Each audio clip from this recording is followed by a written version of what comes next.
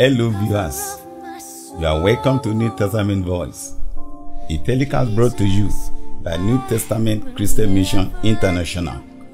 Shortly, the General Overseer of the mission, Pastor M.R. Popola, will come to you with the word of life. Happy viewing. Last week, in the last week episode, I started sharing on the importance of belief in the resurrection of Christ. Today will be part 2 of it. Part 2 of the importance of belief in the resurrection of Christ. My text is in the book of Mark chapter 16. Last week I covered from verse 9 to 14, where we see Jesus rebuked the disciples because they did not believe in the physical resurrection of Christ. And I shared with you last week that Jesus wanted them to believe in the physical resurrection because of the transformation it will bring into their lives. The same thing happens to us. That when we open our heart to believe Christ and to receive His finished work on the cross of Calvary, we see that the Holy Spirit will be able to impact different areas of our life. Today, I will continue to share more on the importance of belief in the resurrection of Christ.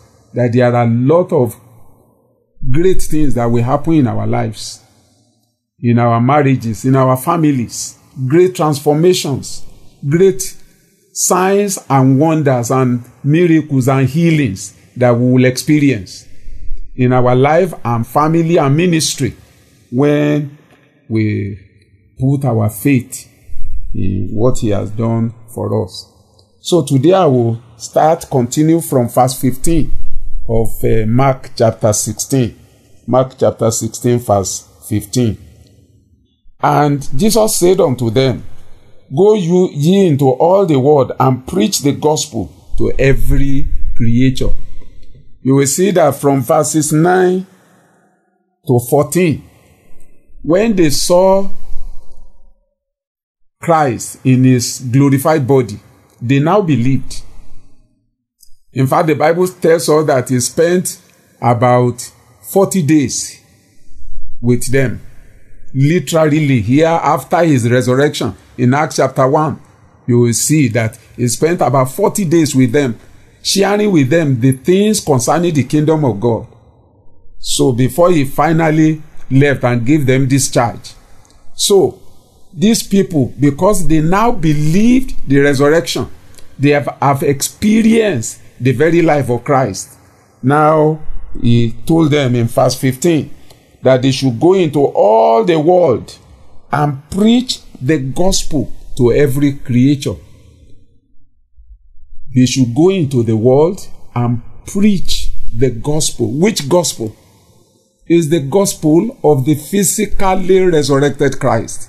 If you look at the context, all along the way, it's just because He sent Mary to the disciples that is physically resurrected, glorified, immortal, can never die, seated at the right hand of the Father, and a new king for this earth, for heaven and earth, that is the exalted king, a new king that God has raised up in Zion. But they didn't believe. In fact, they thought that Mary was crazy. Then He sent to His disciples who have also experienced Him. These disciples did not believe. Now that He literally came Himself to appear to them and rebuke them for not believing in the physical resurrection. Now that they believed, He now asked them to go and preach this same gospel, the gospel of physically resurrected Christ, to preach about His suffering, His death, His burial, His resurrection, and His ascension. back to heaven, sitting at the right hand of the Father, as the Lord of heaven and earth. And from there, he reigns over the whole earth. And this is the gospel, brothers and sisters, the gospel of the physically resurrected Christ. They are supposed to preach to the whole world, all the nations, both Jews and Gentiles, to every creature, every human being. And I want you to see here again the importance of belief in the physical resurrection of Christ.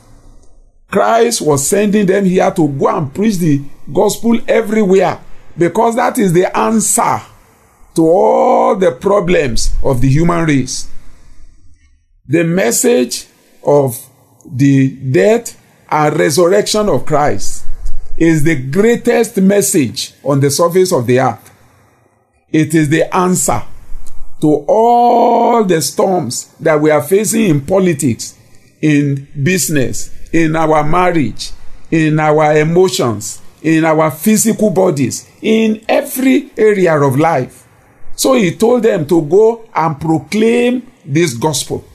I want you to see here that the gospel, the resurrection of Christ is not just merely an historical fact. It is an historical fact that Jesus lived on the earth. It is a true historical fact that he was arrested and killed on the earth. It is also a true historical fact that he died, and on the third day he was resurrected and then ascended back to heaven to sit at the right hand of the Father. But I want you to know that there is a reason why he did all that. It's just not a mere historical fact to be left like that. It's something for us to experience. Now that he went to the Father, he has sent forth his Spirit, so that while we believe in him, as I shared with you last week, the very Spirit of Christ will reproduce in us the very thing in the life of Christ. It's wonderful. It's wonderful to experience the resurrected Christ. His resurrection is our resurrection. We experience him not just only in our spirit, but also in our soul, and then in our physical body. Because it was not spiritually just, it was not his spirit that was resurrected. His body was also resurrected. So this is where the resurrected Christ impacts our life. It's just not merely an historical fact. It's supposed to be life for us. The same Spirit of Christ, when it comes upon us, will reproduce in us the very thing that was produced in the life of Christ. And that's why he now told these disciples, that they should go and preach this gospel in all the earth. Brothers and sisters, this is the only message that we are supposed to preach. You hear many people preaching all kind of junks today. Some people can preach for 1 hour, for 2 hours, mentioning God, but they will never mention about the cross. They will not talk about his burial. They will not talk about his resurrection. But we see here the gospel that Jesus sent the disciples to preach is not the gospel of demons, emphasizing demons. It's not even the gospel of preaching about miracles. It's the preaching of the resurrected Christ. When we preach him, you will see other signs that will follow. So I want us to see here that this gospel needs to be preached. We need to believe, because it is the answer to the problem of every creature. That's what the Bible is saying here. It is the answer to all our international and national confusion today. It is the answer to coronavirus. It is the answer to the problem of sin, the problem of addiction. It is the answer to the problem of death and corruption. Jesus has overcome sin. He has overcome death. He has overcome corruption. And he lives forever. So his Spirit comes upon us and then begins to transform our lives. So he insisted that having believed now, they should go and preach the same gospel. You will see how important it is to believe in the physical resurrection of Christ. Then in Mark chapter 16, verse 16, he says, and he that believeth and is baptized shall be saved. This is wonderful. You see the importance of believing here in the physical resurrection of Christ. He that believeth and is baptized shall be saved. If you look at the context, believing what? What is he talking about? Is believing in the physical resurrection of Christ. It's not believing in prosperity here. It's not talking about money. Jesus did not die for us to have cars. If that is the primary purpose, then we are finished. But here you will see that he said, he that believeth, that is, as they preach the physical resurrection of Christ, those who believe in the physical resurrection of Christ will be saved. What does it mean to be saved? To be saved means we will be saved from the same thing that Jesus was saved from.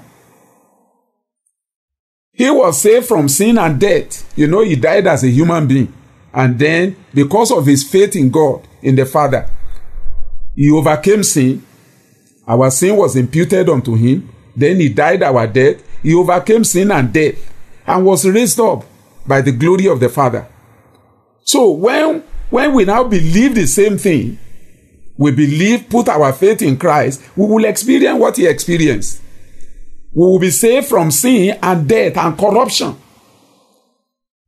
which is killing the whole world today. We will be saved from the loss of the eyes, from the pride of life. When we put our faith in Christ, we shall be saved from demonic activities. We will begin to experience the very thing that Jesus also experienced.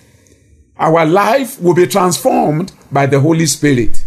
He that believeth shall be saved.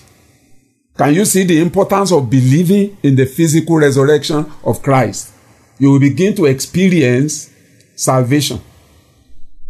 It's wonderful. You begin to experience the very life of God in different areas of our lives.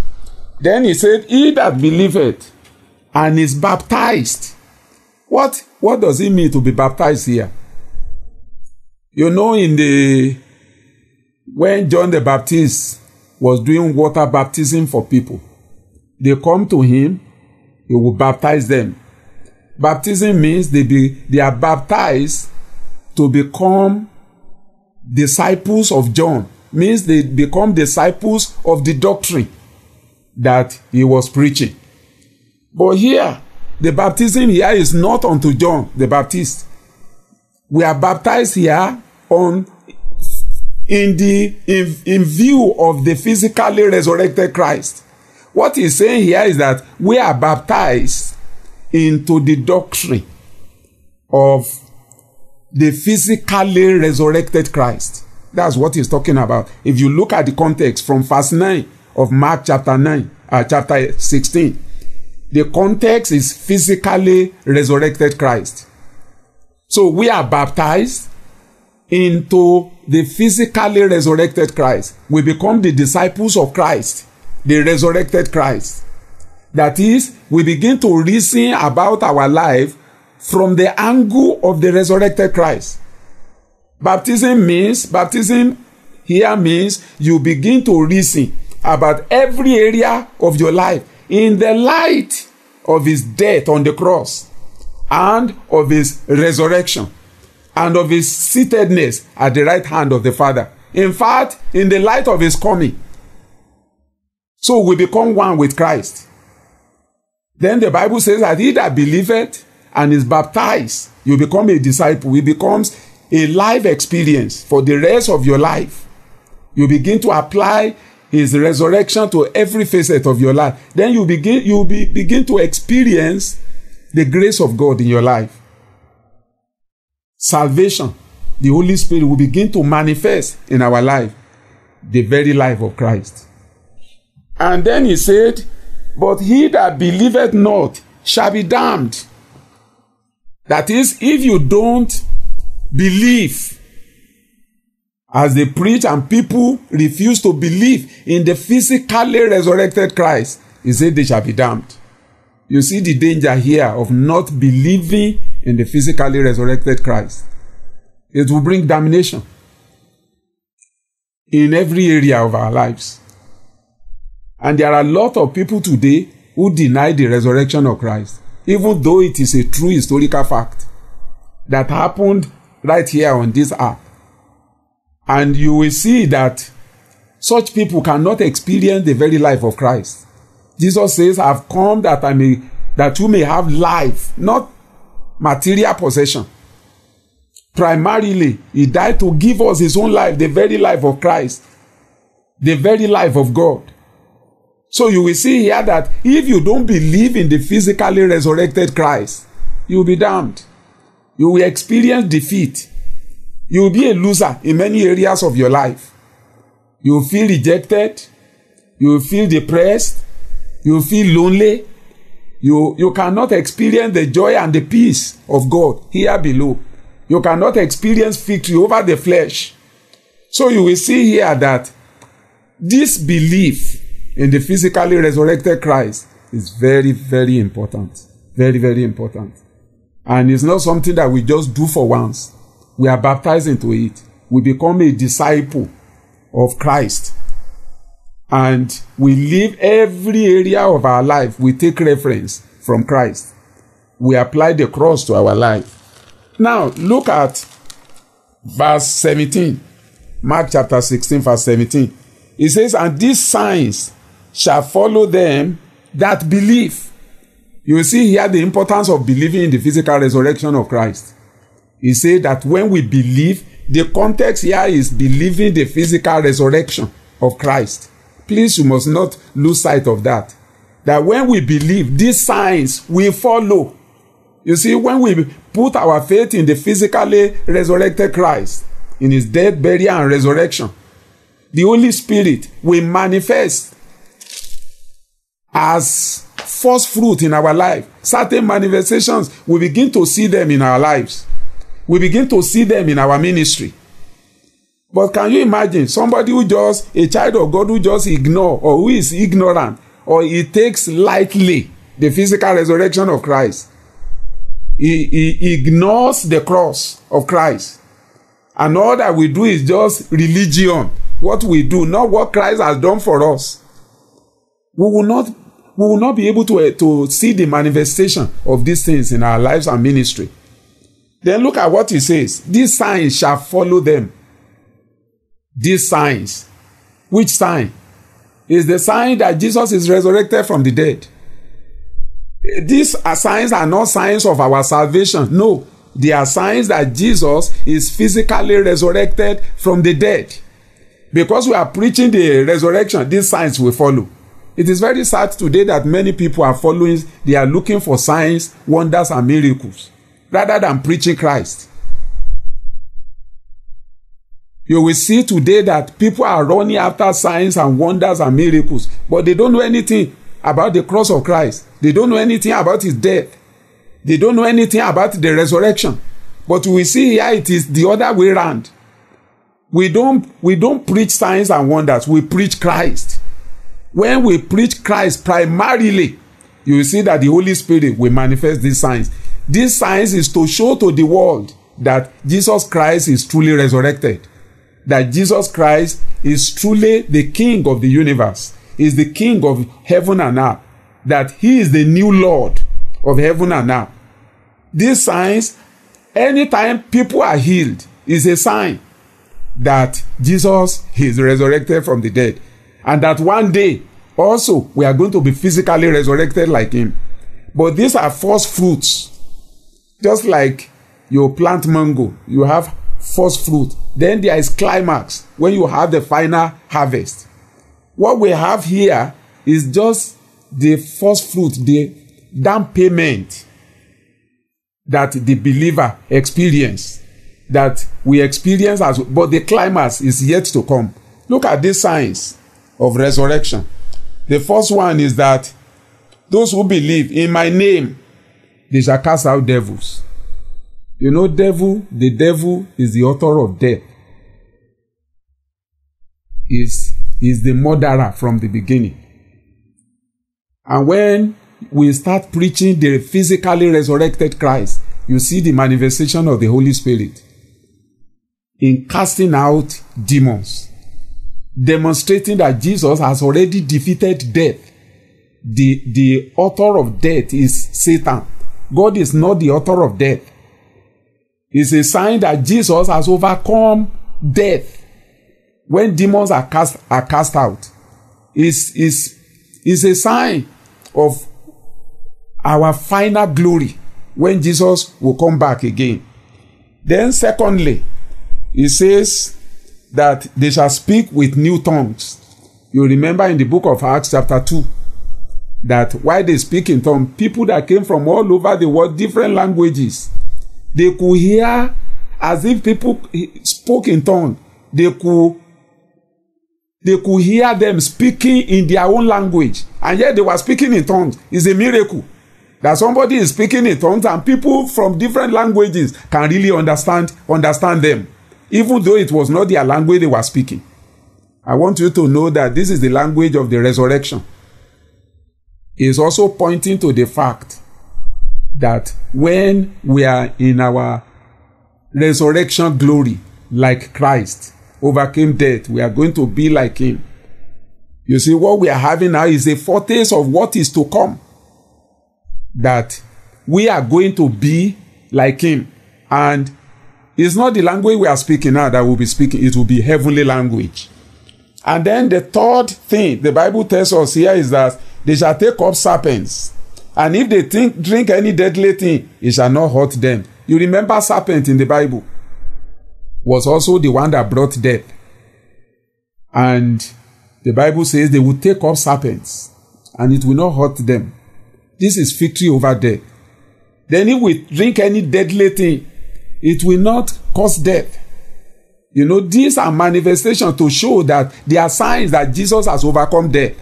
And that ultimately, at the end of our journey, when Jesus comes back to manifest his kingdom fully on the earth, that we are going also to have victory, total victory over death. And then he said they shall they shall lay hands on the sick, and the sick shall recover.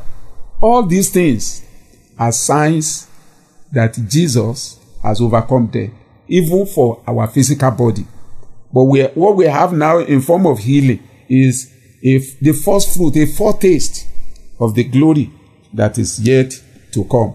But as I mentioned, we are not supposed to pursue miracles. When you pursue miracles and emphasize miracles and you are not teaching Christ and him crucified, you will go into syncretism like you see many ministers do today. You will even dabble into sorcery. You discover that instead of seeking relationship with Christ, you will be seeking miracles. Whereas if you seek relationship with Christ, all these things will just follow. And you are going to miss big time. So you will see here the importance of believing in the physical resurrection of Christ cannot be overemphasized. Not just believing in miracles, running after miracles primarily. No, the primary thing is preaching Christ. Mark 16 verse 19 says, So then, after the Lord had spoken unto them, he was received up into heaven and sat on the right hand of God. And they went forth and preached everywhere. What were they preaching? They were preaching the physical resurrection of Christ. The Lord working with them and confirming the word with signs following. He confirmed the word. Which word were they preaching? The physical resurrection of Christ. Then signs were following. That's how to do ministry. It's not by preaching signs and then we preach signs, miracles, wonders, and then that becomes the primary emphasis. We preach demons, we preach prosperity, we preach all kinds of things. The primary call, the primary thing is preaching the physical resurrection of Christ. Then the Holy Spirit will manifest signs and wonders. I just pray that the Lord will give us a deeper meaning of these things so that we'll experience the depth the glory of that first fruit of his resurrection in our own lives and then in the work of the ministry. That was New Testament Voice, a telecast brought to you by New Testament Christian Mission International. To contact us, please call any of these numbers displayed on the screen. For deeper spiritual impact, feel free to fellowship with us at our headquarters worship center, New Testament Christian Mission International, Salvation Street, off Stadium Road, Ilorin, Kwara State, Nigeria. Our weekly activities are as follows. Wednesday, Systematic Bible Study, 6 p.m. Friday, Faith Clinic, 6 p.m. and Sunday service, 9 a.m. Tune to this station next week, same time, for another life-changing episode. God bless you.